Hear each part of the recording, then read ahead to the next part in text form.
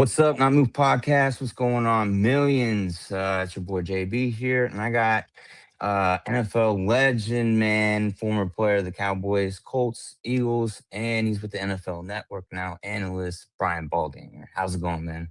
Jack, I'm good, man. I'm good. It's we're final day of March. It's full speed ahead to the draft. That's my focus right now. I'm right in my film room here at NFL Films, and I'm kind of buried in here for the next 3 weeks, just studying a lot of these players. So life is good right now. Oh yeah, absolutely. And in your neck of the woods, I can only imagine, especially what you got going with NFL Network, man. I just want to say, man, it's an absolute honor to have you on. I appreciate you taking out the time for us, man. With that being said, let's go into like like I know your history with like you and your family. You had a lot of family in the NFL. Mhm. Your brothers, and Yeah. such, your father. With that being also like more so, we're seeing that more and more in the NFLs Mhm. today. Um, what do you think that is? I mean, is it just because it just runs in the family? It's just what you are. I mean, what was it for you guys? I mean, is it? Some of it is genetics. You got to have good genetics, to get to that level. But a lot of these, I knew Ron Springs and his son Sean Springs, and I played with Tony Dorsett and was around Anthony, his son. When he was like these kids have been around it. Around some have been ball boys, some have been in the locker room after games, and so it's just not everybody is cut out for it. Not everybody wants to do it, but if you want to do it, if the game, as they say, if you got the bug and your dad had access or coached or played and you were around the game, I mean, you learned a lot from being around a lot of the players, how to conduct yourself, how to train, how to stay in shape, what they're looking for. Like there's just a lot of things that transfer from one generation to the next. And so I think we'll continue to see that occur in the NFL. Absolutely. Yeah, that's really cool. I really like seeing, brothers, especially like when the McCourties came out and they were Yeah. playing. Like that Oh was yeah. pretty big, you know what I Yeah. mean? Like that hadn't really happened too much, if any, really on the field. I know that they made a big deal about it. And like with the Mannings trying to get Mhm. them in. Um, with that being said, from your playing days, how do you take in and use your, from you playing and evaluate talent today? The game has evolved for sure, but the basic skill sets of each position has not changed. We put probably a bigger emphasis on measurables now because there's so many ways to sort of measure a player. I mean, we didn't really have the combine when I was playing. When I came out of college at Duke in 1982, there was no combine. There was different scouting services. Blesto, you belonged to it. They did a lot of the measurements and stuff. But I think the basic the core tenets of playing offensive line have not really changed. The rules have not really changed very much over the last 40 years or so. Holding is still holding, and offsides is offsides, and low man wins, and some of those things. And the pass rush, we've seen different types of moves now, but you could Mhm. go back and watch Bubba Baker in Detroit, and watch him do a cross chop, just the way we've seen players, Max Crosby, do it now, or somebody else do the cross chop. I mean, a lot of these moves, spin moves and rips. I mean, Howie Long threw probably the best rip of anybody back when I played, and I played with Reggie White. He threw a rip club, and those moves are still in style today. How do you play man coverage? Really, it starts with your footwork, with your eye discipline, with the ability to flip your hips. I mean, those things haven't really changed. The players have gotten bigger, stronger, faster. It's a more Mhm. difficult game to officiate, but I don't know that it's changed that much from when I played. The practice habits have certainly changed, and they've had to change because of health issues, and so that's a good thing. But I think when I watch the game and evaluate players, I mean, you're still studying movement more than anything Mhm. else and how a player moves. You just see patterns that keep showing up, from certain really good players and players that play at a high level. You can see that movement, and you're looking for that in other players. Right. No, I agree. Um, what was your favorite moment as a player? Favorite, time, something that happened to you that really stuck out. Maybe a play, certain play. Um, Well, I mean, I think you just have to. I was an undrafted free agent in Dallas in 1982, and I think the day that Gil Brandt called me and told me I made the team was probably the crown jewel of anything. I was a long shot. There was 125 rookies that year. 6 made the team, so I was one of 6, the only undrafted player to make it. That was probably the best feeling I ever had playing. But honestly, I played in Dallas. I played in Indianapolis. I played in Philadelphia. Um, Honestly, like every single Sunday or Monday or whenever we played Thanksgiving, it felt special to me. I don't know that one Okay. place was better than the other. I played on a 1-15 team in Indianapolis. It was awful. They voted me the MVP of the team. But even when you're 1-15, you're still going out there and you're Yeah. still being able to play a game. And so I think Yeah. Sundays were special, man. I really enjoyed them. Absolutely. Yeah. I definitely, like I said, I listened to your last interview and I heard you talk about how much Sundays mean to you still to this Mhm. day. Game Yeah, day still. is absolutely special to you. With that being said, I mean, like, I got a question, man. I mean, you can tell like I'm a Chiefs fan. I know I used to wake up, as a kid, I would turn on the locker room show and I'd see your brother there, right? Yeah. Um, what do you see what do you see the Chiefs doing at 9? I gotta know. Well, they have a couple. I mean, they just lost 3/4 of their starting secondary, Mhm, so they've got to replace Jalen Watson and Brian Cook. I mean, they got to replace 3 really Trent McDuffie. They got to replace 3 starters. So sometimes if you want an elite corner, you got to spend a top 10 pick. But they let Juwan Taylor go. It looks like there's a glaring need at right tackle. They can pencil in Jalen Moore at right tackle right now. I've never seen him play right tackle. I've seen him play left tackle. I'm not saying he can't. But, if Francis Marinoa is there at number 9, I don't know how you could pass on him. You put him next to Trey Smith. That'd be a killer right side. And I think that'd go a long way to, helping out Kenneth Walker at running back, helping out mhm, Mahomes coming back from, a major knee injury. Like, I feel like Andy Reid is always going to look at the trenches first. And so mhm. at 9, they've got 2 first-round picks. They got the Rams pick as well. Like I see you could still go corner there, but I feel like an offensive tackle and specifically Marinoa, that looks like a natural fit to me. Yeah, I've been looking at that, and I can't really decide if I see them going line that early or corner. Me personally, just going back, I mean, I seen them get McDuffie at 29, so I mean, I could still see them moving around, but I know how they keep that stock in that, and then use that later on 4 or 5 years down the road to continue doing what they've been doing.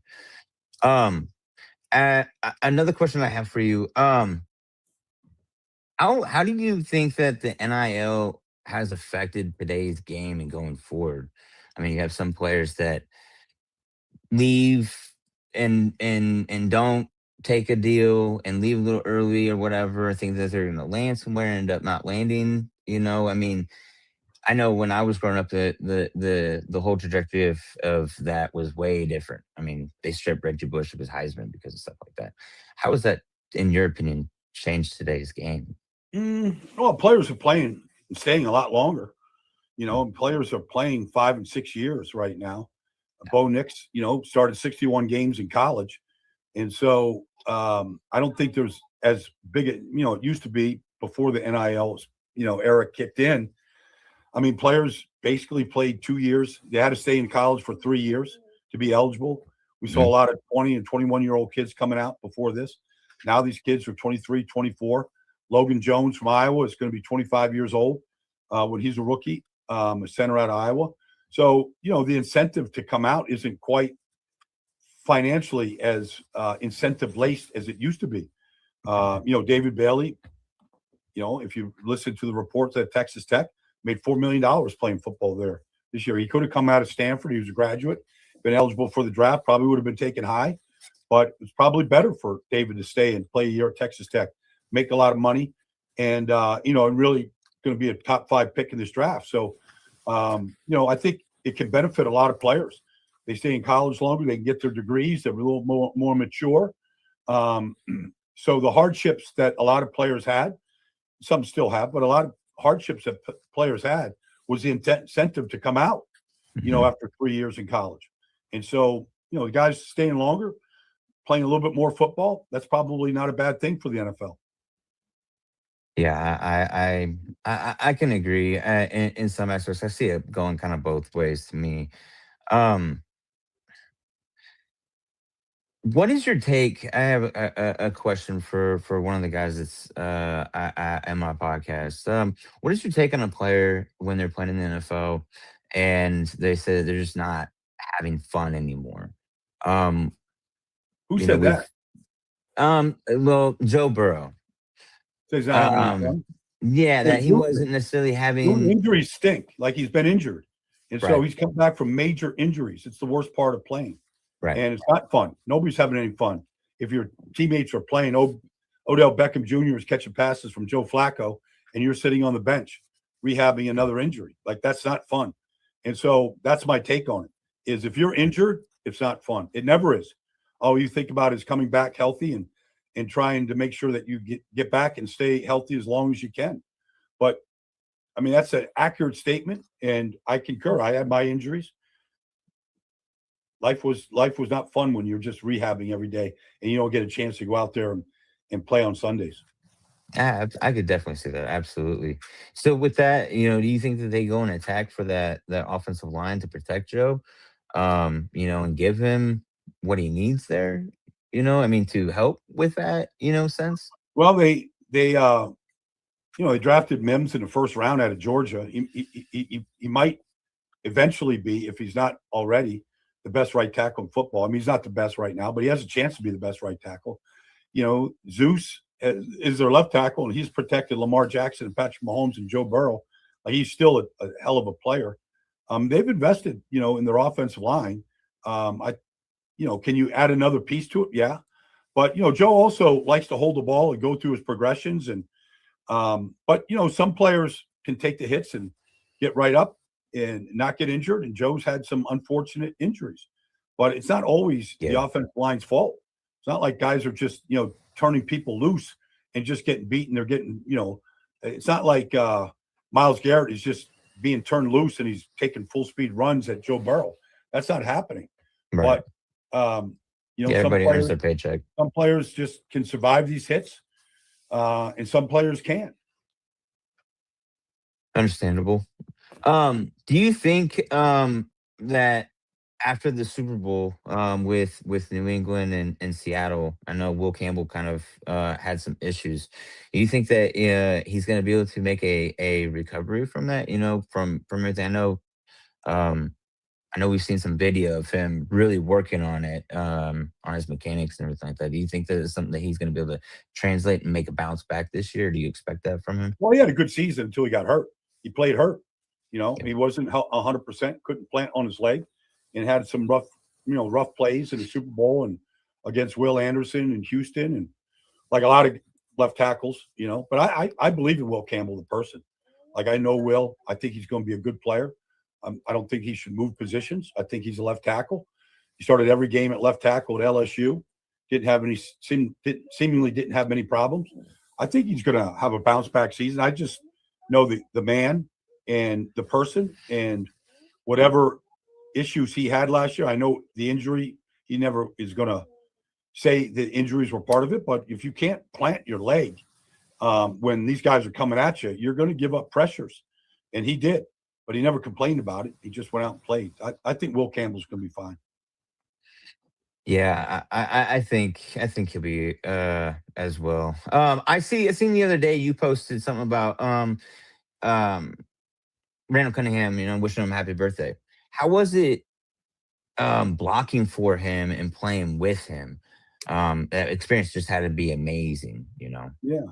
Yeah. Randall was, he's just an awesome talent. I'm just Yeah. watching him in practice, punting the ball, throwing it as far as anybody could throw it, ability to take off and run as good as anybody that's ever played the game. I just think he was ahead of his time. If he was in today's offense, even at the end, he was the MVP of the league in 1998 with the Minnesota Vikings. He just got better and better with the coaching. Brian Billick coached him in 1998, and Minnesota coached him in Baltimore. when he became the head coach. I mean, Randall, he was just ahead of his time. If he was in today's game, the way they protect quarterbacks and the way the quarterbacks run, I mean, he might very well be the MVP of the league if he was playing, in today's game. Wow. He certainly could do all the things that Lamar has done. That's for sure. And Lamar's been a two-time MVP, should have been a three-time MVP.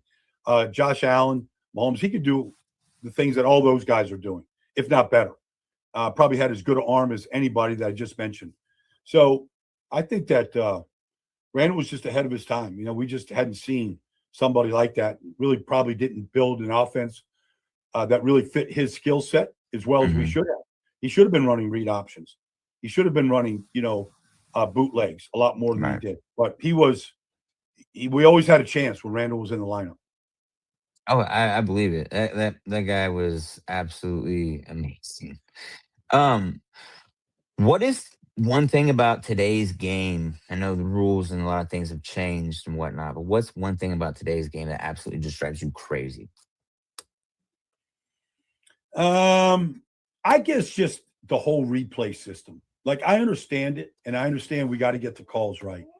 But I feel like almost every play feels like some Sundays like it's being reviewed. And I just think it slows down the pace of the game and the flow of the game. And so I guess just and like you could look at the interception by McMillan in the playoff game against Buffalo. Is it a catch, not a catch? And Yeah. everybody has sort of their take on it.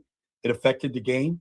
Hmm. Um, but we watched that play for 10 minutes and we still didn't know if it was a legit interception or not.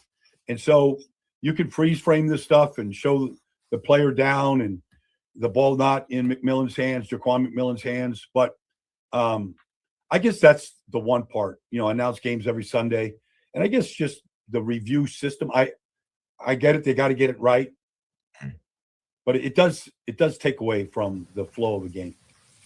Absolutely. I definitely agree with you. What is one game that you called that you really enjoyed the most? Mm, well, there's been a lot of them. There's been an awful lot. Gosh, I did Baltimore Cincinnati 2 years ago in Cincinnati overtime game. Joe Burrow, Lamar Jackson going at it. I don't know if it was 40-38. It was a high scoring game. I mean, that was just a lot of fun to be in the jungle that day, to see the Ravens come back, win the game in overtime, see Cincinnati have a chance to win it. See Joe Burrow, I think he threw 5 touchdown passes that day and still lost. I mean, anytime you get great quarterback play, the way Burrow and Lamar went at it that day, you're just going to have a great game. It's going to be entertaining for everybody. It's going to be a nail biter. It's going to come down to a play here, a play there, a missed kick, whatever it was. That game just just stood out to me. Eagles come back last year against the Rams in week 4. Block kick by, Jordan Davis scored a Hmm. touchdown to Hmm. steal the game. I mean, there's just, the NFL, there's nothing like live action and nothing like Hmm. Sundays. Um, those games kind of like stand out to me. Okay. Um, who is the player in this draft that you think is a diamond in the rough? Um, I think Chris Johnson from San Diego State is a corner that looks like he could do it all. He's over 6 feet tall. He's 195 pounds. He ran a 4.41. He's got ball skills. Like I just feel like he's a guy that I don't hear a lot of people talking about. You mentioned Trent McDuffie was, I think, the 29th pick at the bottom of the first round. Coming out of Washington, there was Kyle Gordon, him. But Trent McDuffie became the Chiefs' best corner the day he showed up as a rookie and was Yep. for 4 straight years. Yep. And obviously got rewarded, by the Rams with a new contract and traded a first round pick to get him and all that stuff that happened. But I feel like, and I'm not saying Chris Johnson is going to be Trent McDuffie, but they are eerily similar. Right. Um, when I watch the two of them come out, I feel like corner is a position that's a premium position. You usually got to find the good ones in Hmm. the first round. And I feel like Chris Johnson might be a guy that we're all talking about maybe a year from now. I like it. I like it. Um, I kind of go. fast or go to a little bit different. So I mean, Okay. same thing, but I know like we've seen with the flag football deal, right? Yep. And we seen Brady come out there, man. And to me, man, I mean that dude moving at 48 years old, amazing moving at 48 the way he did. I know it's flag football, Yeah. but do you think it's anything? I mean, do you think there's any chance that we see him play flag football in a career? No. No. No, I don't. The kid was. Look, they're ramping up to the Olympics for flag Mhm. football. It's a good thing. When fantasy football came in, it was good for the league. It was good for the fan base. It was good to grow an audience. Flag football is good to help grow that sport. It's a different sport than the NFL. I'm all for it. Kids are playing it. That's great. Anybody that's playing football at any level, whether it's Pop Warner or flag or powder puff, whatever it is, like anybody that's playing, it's a good thing. And if we're playing it globally and around the world like we are, that's a great thing. And so Tom Brady out there playing in a flag football, game with Joe Burrow and stuff, like I don't see anything wrong with it. Right. Um, Tom Brady's not going to play in the Olympics. Um, but I think it gave the whole sport a big boost, and we'll see a lot more stuff about flag as we build up to the Olympics and that sport being in the Olympics for the first time. Absolutely. Um, Going back to football, right? Going back to, I know there was a big fiasco between the Raiders and the Ravens and the trade that was to be and never happened. Um, how did that really affect things? Do you think that really affected the way that the draft is being approached now since that trade didn't happen? Mm. Well, I mean, the Ravens did sign Trey Hendrickson, who's a very accomplished pass rusher as a default. Max Crosby going back to the Raiders makes the Raiders better. He's their best player. So those two teams, I think, have improved. The fact that the Raiders got their star player back, and the Ravens got their first round picks back, and they got Trey Hendrickson signed. So I feel like honestly, it's a win win for both teams. Um, I feel bad. I'm good friends with Max. Uh, it's kind of an embarrassing situation on his behalf, but he's motivated and he's got incentives to show the Ravens that they made a wrong evaluation of his knee. Um, and so I think it's kind of water under the bridge now. But the Ravens got their first round picks. If they want to go draft one of these edge rushers to go with Trey Hendrickson and last year's second round pick Mike Green and kind of build their defensive front, in a Jesse Minter style, they've got that ability to do it right now. Um, Before we go, Baldy's breakdowns, man, how long have you been doing this and when did you start this? Uh, I started it when I got an iPhone. I had a flip phone for a long time, and I got an iPhone like 7 or 8 years ago. And I used to do a show for the NFL Network on Monday mornings called The Aftermath. And I would get into the film room usually around 4 o'clock because the show started at noon, and I wanted to watch as many games as I could. And when I was in there, I just saw certain things that I wanted to make sure that we talked about. And so I would record it with my phone. And really, from the first day, maybe like 8 years ago or so, when I started posting it, it just, caught a lot of people's attention, players, coaches, owners, fans. And I felt like it was a missing component to all analysis, and I felt like I had a descriptive way of analyzing this stuff. And, the players liked it. Once I knew the players liked it, I kind of felt like I wanted to keep doing it. I enjoy doing it. I love it. And, it really has helped my brand a great deal, doing this business as long as I have. It's been good for me. It's been good for everybody that watches, I think. Absolutely. I know there's a lot of us in the Not Move podcast and a lot of the sports communities that we're on that really do appreciate what you do Thank you. with that. Absolutely, man. We're big fans, man. A lot of people like was, hey, man, I got this interview with Brian Baldy, and it was like, yo, no way, And I really do appreciate you taking out the time for us and for myself. This has been a major honor for me. Yeah, no Um, problem, Jack. I have one more question Yep. for you. I Okay. have a guy, Coach Common. He's in the podcast. He's a offensive line coach. He played for a little while. He has a question because there's been some talk about different, texts and whatnot, and lining up in the four, the three, the two, the one. He's got a question. The five eye. What is it? When was it started bringing up? Where do you line up? He wants to know because he's been coaching and doing this since the '80s, and he's like, "Yo, I've never seen it. Something Yeah, new to well, him." I mean, just the five eyes, just your head up on the offensive tackle, defensive lineman, tackle or end in a 3-4, usually in a 3-4 defense.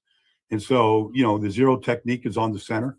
The fives are on the offensive tackles. Five eye, probably inside eye, probably a little inside shaded. Just to be able to take the cutbacks, the cutoffs away. And then use your hands to be able to play front side. But five technique is just head up on the tackle, defensive lineman head up on the tackle. Inside four eye, guy would be inside the offensive tackle. Three technique in between the guard and the tackle. A two eye, head up on the guard.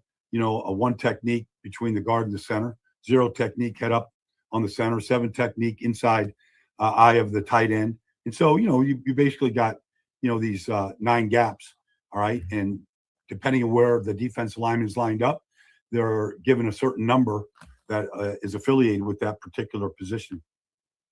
Well, I know you just answered everything for him and for a lot of us, man. I again, thank you so much, man. I wish I could Yeah, shake my your pleasure. hand, Yep. and I would love to. I know you're a busy, busy man. I would love to try to, some other time get another interview with you later down the Okay. road, closer to football season. Maybe talk about like the draft, the preseason, or something like that. Whenever you got time, and I would love to, have another conversation with you. Well, we'll try to schedule it up here, Jack. It's been a Sweet. pleasure, man. Thank you for having me. Thank Appreciate you. it. Absolutely. Yep. No, thank you. Thank you so Okay. much. I appreciate you. All right. Thanks, man.